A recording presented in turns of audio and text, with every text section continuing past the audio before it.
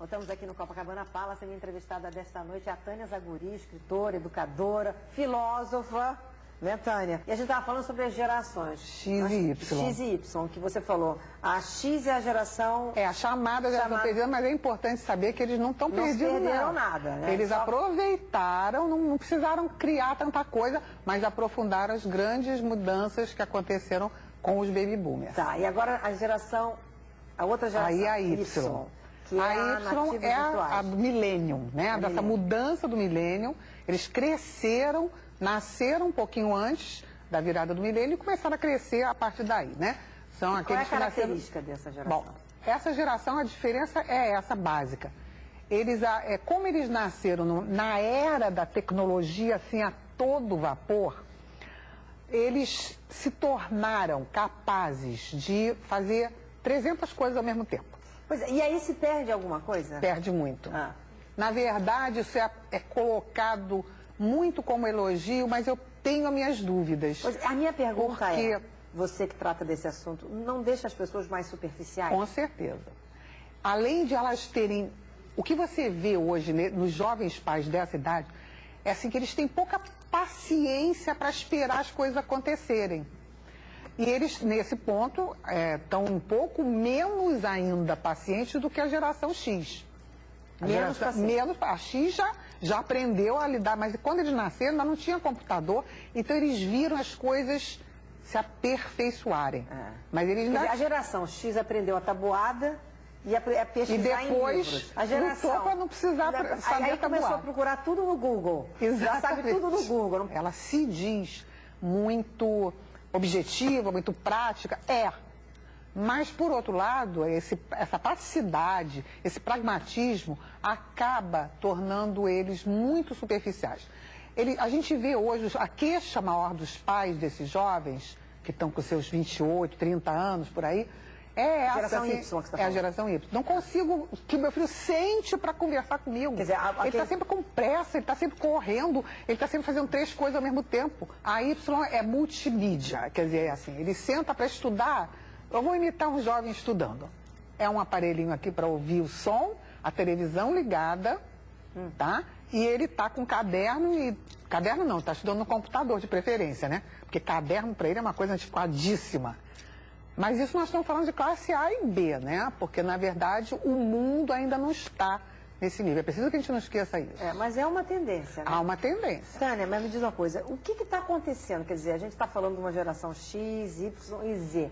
Qual é o caminhar? Você olhando assim, tirando uma linha do tempo, o que está acontecendo? Eu acho que a gente está esquecendo muito do ser humano e vivendo muito deslumbramento por essas coisas tecnológicas, mas eu acho que o homem ele não está caminhando em termos de humanismo, em termos de humanidade, em termos de carinho pelo outro, da mesma forma que está crescendo a tecnologia. Quer dizer, você acha que está tendo uma eu acho que dicotomia, assim? Dicotomia, exatamente.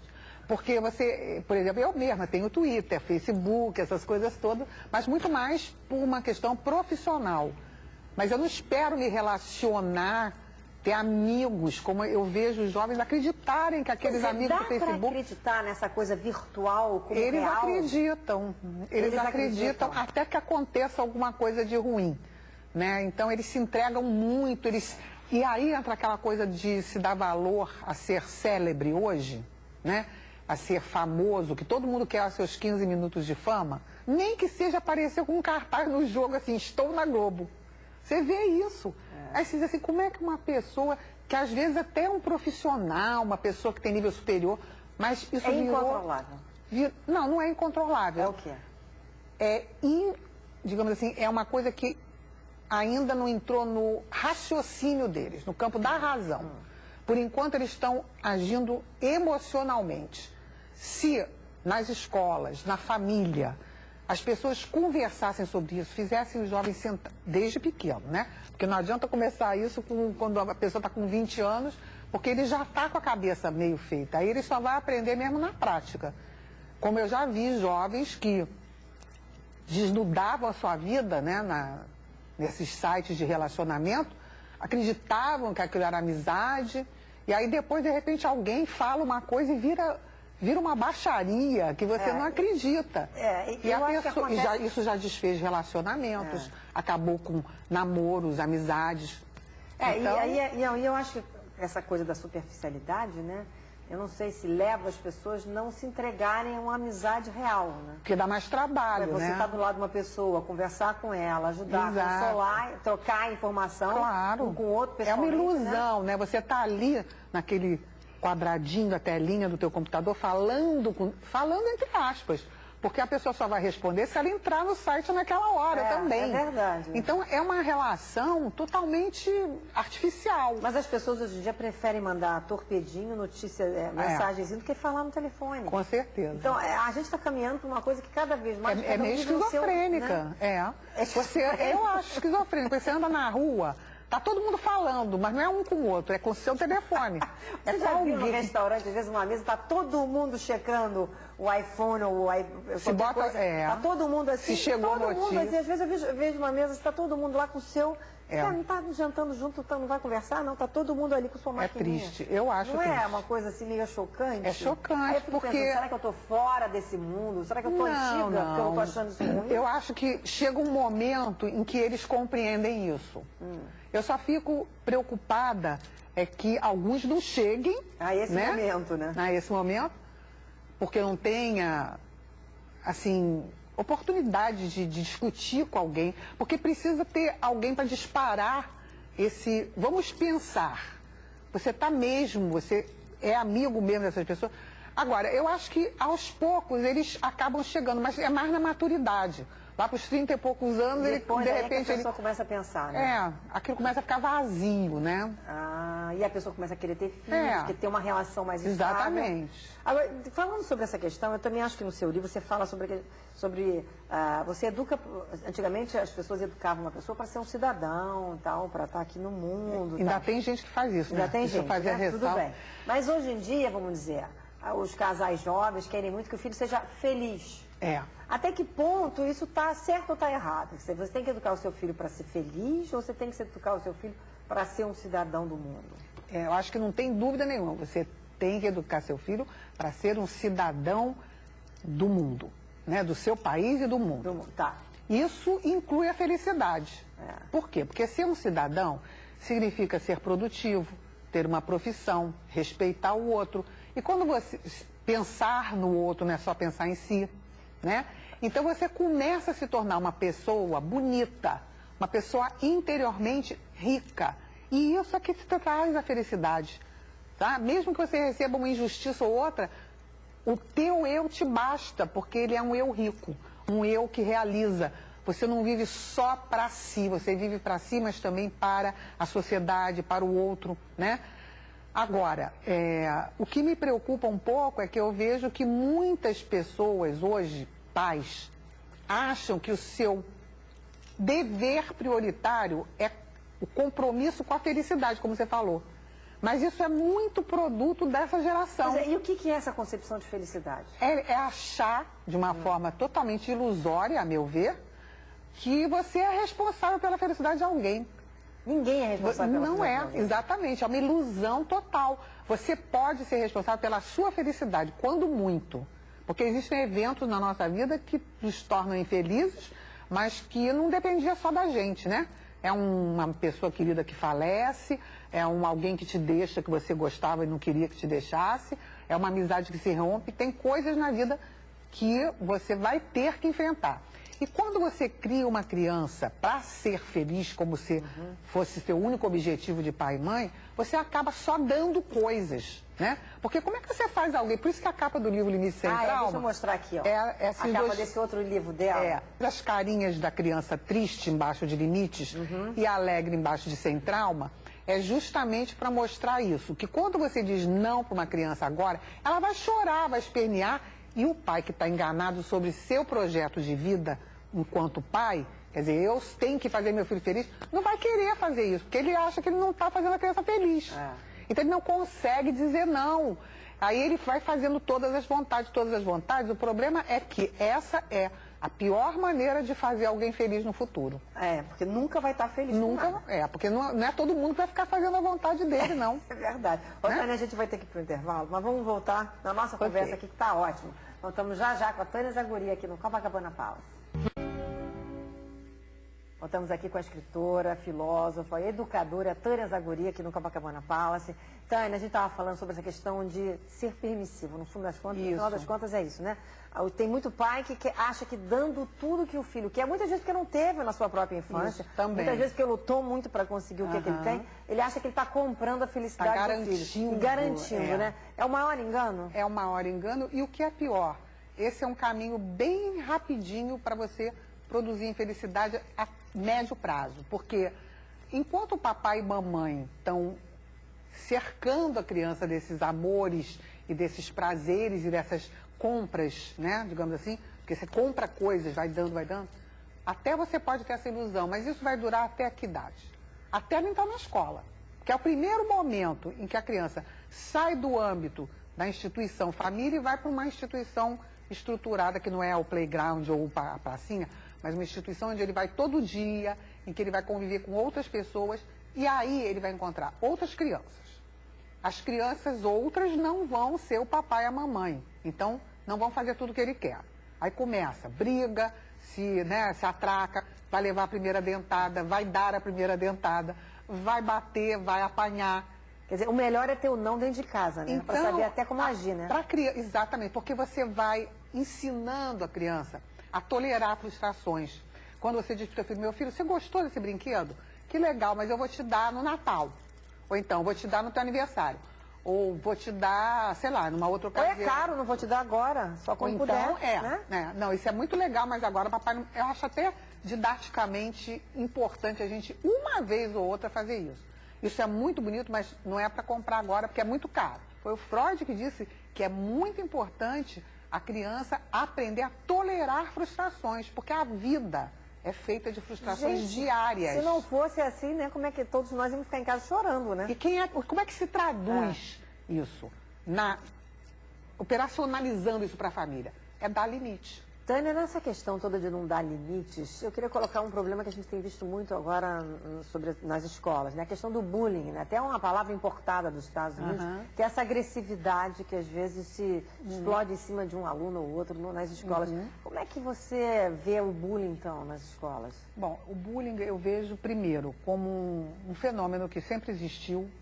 É importante que a gente diga isso para os pais não acharem que o mundo está piorando, que o mundo está sem...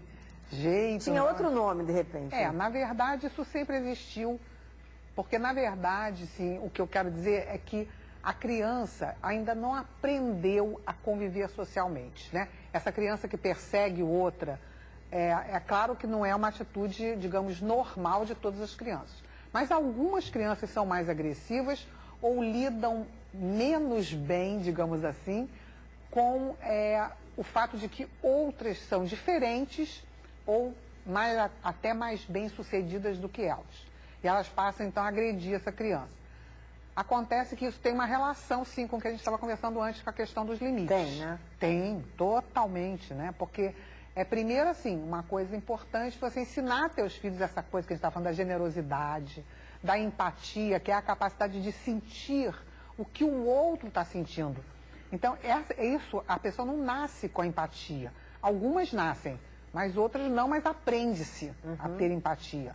Muito mais importante do que simpatia. Porque simpatia é uma coisa só de face, né? De ser agradável, de ser,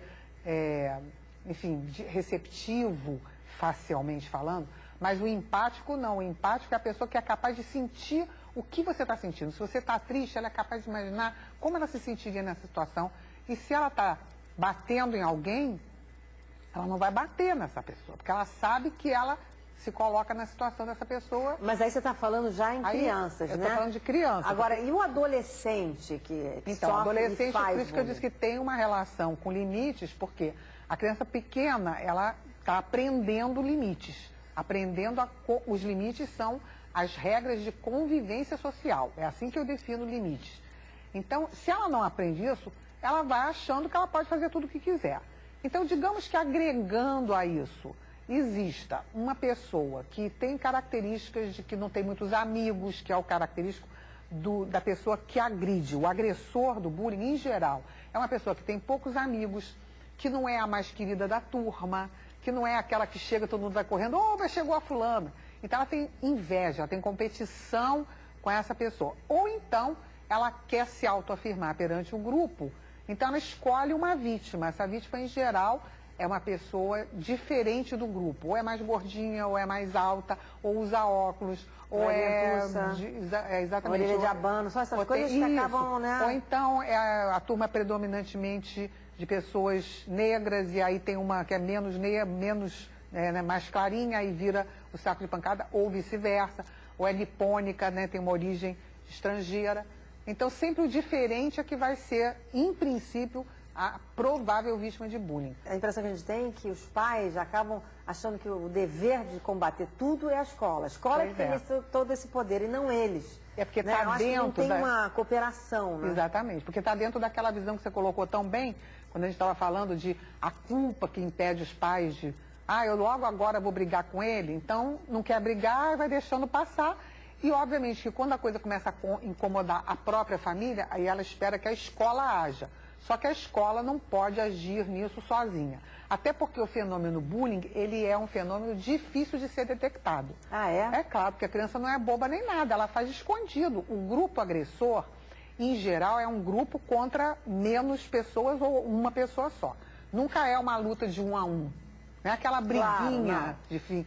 É uma coisa constante, uma perseguição constante de um grupo para um grupo menor, ou de 2 ou 3 crianças para uma só, ou de 1 para 1, se for sempre a mesma vítima e o mesmo agressor. Agora, não tem sinais que os pais ou os educadores possam ver para que, acendo mas esses sinais, eles não aparecem logo, porque, por exemplo, as crianças que agridem, elas agridem ou fora da aula, ou no pátio, num lugar que ninguém está vendo, ou no banheiro, ou fora da escola, no caminho para casa, na porta, na hora da saída. E é sempre disfarçado. Então é difícil para a escola pegar no ato, e até dentro daquele esquema que a gente falou, dos pais estarem com dificuldade de dar limite, quando a escola chama um pai para dizer que o filho dele é o agressor, eles reagem, em geral, muito mal. Muito mal, e vivem com medo de que o filho seja agredido. Mas raramente o pai pensa no filho como agressor potencial. E aí, como é que a escola Então a escola, ela existe todo um trabalho, né, que a gente faz, que é de treinamento do pessoal para detectar e também para capacitar toda a equipe, não apenas os professores, mas toda a equipe docente, a equipe pedagógica, quer dizer, os supervisores, os inspetores de pátio, os coordenadores, os professores das merendeiras, todos, um projeto que ensina a perceber qual é a possibilidade. Se você vê um grupinho, uma criança que se isola, você vai perto, porque geralmente o bullying é praticado quando a criança está num lugar inacessível aos demais. É uma coisa muito covarde, por isso... Covarde. E ela é muito feita para não ser detectada mesmo. Porque a criança não só é ameaçada, quem apanha é ameaçado, como também os espectadores são ameaçados. Quer dizer, tem o agressor, tem a vítima e tem os espectadores, que são as crianças que não estão apanhando nem estão batendo, mas que o agressor avisa, se você contar para alguém, você vai ser o próximo. Então, por isso, o fenômeno bullying muitas vezes passa desapercebido. Mas as escolas têm feito trabalho. Agora, é preciso que a sociedade saiba que não é um trabalho fácil, que tem relação com falta de limite, que tem relação com a nossa sociedade que tem corrupção e tem impunidade, as pessoas acham que podem tudo. Então, as coisas não acontecem surgidas do nada. Tem origem em casa também, origem, né? Em casa, na própria sociedade, na agressividade latente que existe nas pessoas, que tem que ser trabalhada, né? É um grande trabalho, é um trabalho de conscientização complexo. e de detectação, Mas né? é importante a gente saber que o bullying tem possibilidade de ser revertido, e nem todo mundo que sofre bullying depois vai sair matando gente. Não, ainda tem isso, né? O trauma do bullying, que a pessoa pode ser uma pessoa mais violenta ainda no futuro. Isso só acontece em quem tem predisposição ou doença psiquiátrica. Tânia, está chegando no final do nosso programa. Que pena, tem que fazer uma última perguntinha. Pois não. Quem é Tânia Zaguri? Eu não sou ninguém, eu sou só uma pessoa que luta, que acredita no Brasil e que acredita principalmente nos brasileiros e num Brasil melhor. Eu estou fazendo a minha parte, uma parte pequenininha que eu posso. Tânia, muito obrigada pelo programa, foi um prazer enorme ter você aqui hoje. Igualmente. Bem, você já sabe, na próxima terça-feira você tem um encontro marcado comigo aqui no Copacabana Palace, onde estarei entrevistando outra personalidade que faz a notícia. Uma boa noite para todos vocês, até terça que vem.